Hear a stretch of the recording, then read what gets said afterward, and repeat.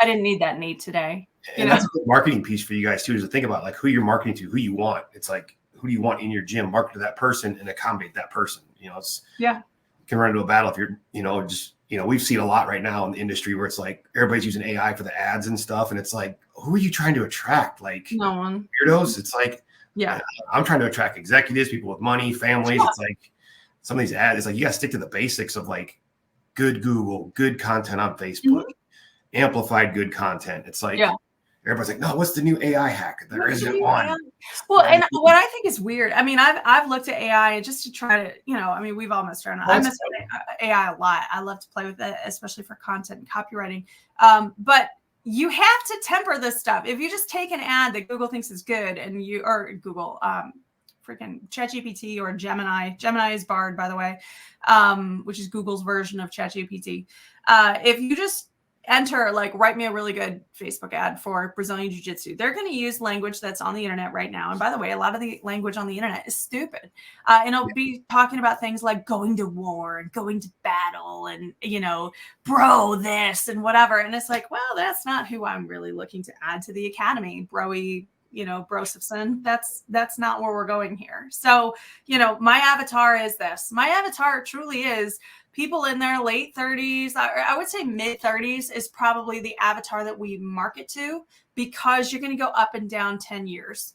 So if I say that it's 34, then I'm going to get, 33, 34. I'm going to get people who have jobs, everybody in their 30s for the most part, especially where we live, tend to have pretty decent jobs. You wouldn't live in Ann Arbor if you didn't at 33, 34 for the most part. But we're going to advertise for that, and we're going to get people into their 40s, and we're going to get people into their 20s. But we prefer this kind of 30s and 40s range. That really works very, very well. They start to have kids around that age. We like to say they grow students for us, which is a really weird way to say it, but I just think it's funny. But yeah, so that's our avatar. So we're going to write ads catering specifically to that group, and it's not going to be about going to battle. It's going to whoever this in the comment. It's going to be about going to your job tomorrow.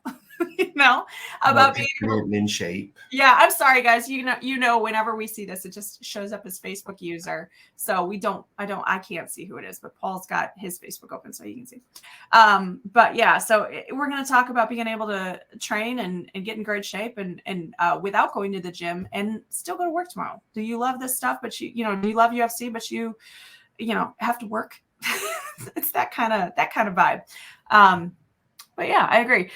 52 here started training at 42. Absolutely. It's not an advanced age to start training at all. No. Not especially as everything's changing too. It's like people are living longer, they're healthier longer, they're more active longer. So it's Absolutely. A good thing. Let me see this. We have some safe training parameters with our clients. No rolling live until 15 to 20 classes. And after 5 classes, you can roll with coaches to teach you how to pace yourself and such. And for the safety of people, and you can go ham if you want to after 15 classes. As long as you have something in place. We used to do that. We don't do that now. Well, actually, it's a technicality. We'll go into the details in instructor training. But yeah, you got to have some way where you're keeping people safe. So whatever it is that's keeping people safe, this is a great policy. This is good. You got to have something. If you want to cater to people in their 40s, 50s, 60s, you cannot just throw them into an all levels class, into the Shark Tank and say, like, good luck to you. I hope you don't die today. That's not going to work. You're certainly not going to attract those people. They're going to be terrified. And they'll probably get hurt really quickly, and they will not join your school. Or if they do join your school, they will quit quickly. So yeah, you got to cater to people who have to go to work tomorrow. Your job is jiu-jitsu, and you're used to the fact, some of you are used to the fact that your hands may not work anymore, or you have to tape your fingers, or different things that you may or may not do. But these people actually need to go and do this on a keyboard, or they have to, operate in someone's mouth, or whatever it is. So you need to be able to make sure that they're going to be safe. And sometimes even you'll just point them in a different direction. Be like, hey, you know what? Here's our no-gi class. If you're worried about your hands, you should train no-gi, because your fingers are going to be a little bit less crunkled up, a little less mangly by the end. You use a little squeeze ball because your hands are beat up from gi last night. Is that why you're doing that? Yeah, a little. Yeah, it's like that's funny. A massage ball, but using your hands. I remember when I first started training in the gi, I actually had to have my wedding ring sized up because just my hands got not bad. It was not like crazy man hands or anything, but like just enough. It just messed with my fingers a little bit. And I was like, and then people were like, oh no, you got to use one of those silicone wedding rings. And I was like, no, too much work. I'm not going to do that. But anyway, yeah, this is good. That's a good question. Yeah.